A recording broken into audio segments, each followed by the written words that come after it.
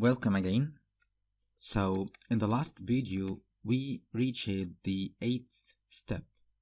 We shall add some icons, and to do that we have to go to our page, our HTML web page. As you see, we don't have the icons, and I know that the font size and the colors are not adjusted yet, but we will do that once we put the icons to these links.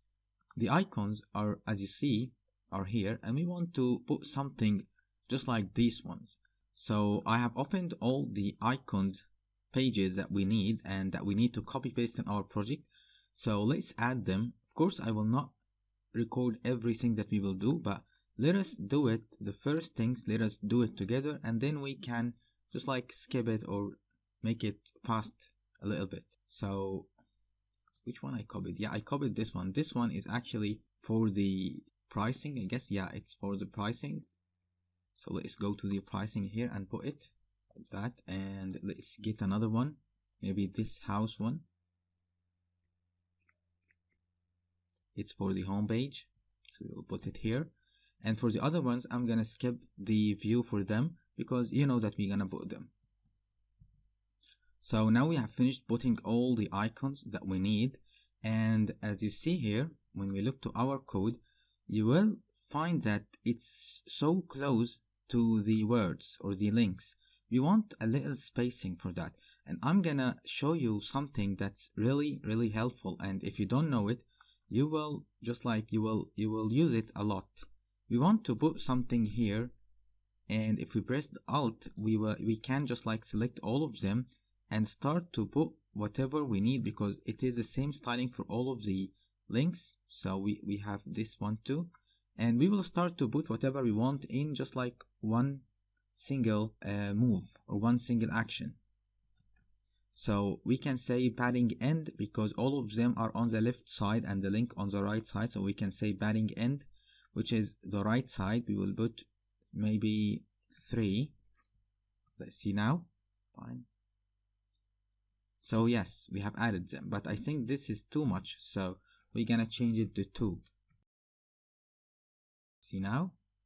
Yeah, I guess this is better. This is a lot better, and this is what we want. Now the last thing we should do here is to go and start making our Navbar style sheet to add the fonts, the font sizes, the colors for all of these links. Let's go.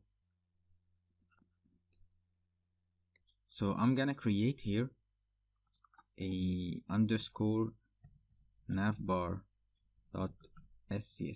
like that, and we will not gonna write anything right now.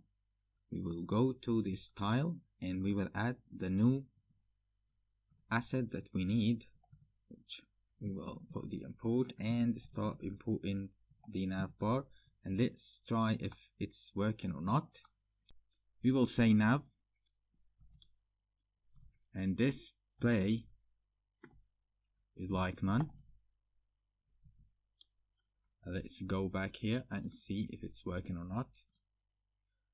So the thing is, you will not see it working, not because the style sheet here is not working, but because of something else. The style sheet here, the display is automatically by Bootstrap is put in for this nav to be a block or something like flex. So to alter that, we need the important property here, and let's go back. Yeah, it's now not displayed. This means that the style sheet is working fine, so we will remove that and we will start in the next video styling our navbar.